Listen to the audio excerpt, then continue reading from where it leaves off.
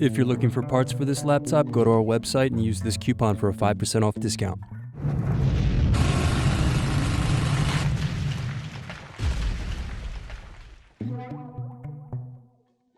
First unscrew, then use fingers to remove base cover.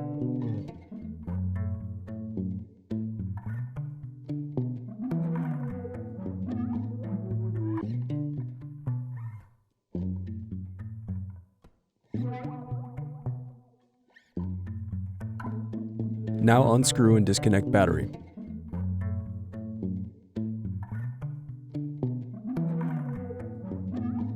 Then use thin object to pry apart and remove CMOS battery. Thanks for watching.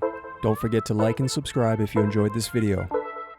And if you need more, check out this playlist to watch other tutorials for your laptop. You can also click here to find parts for your laptop at partspeople.com.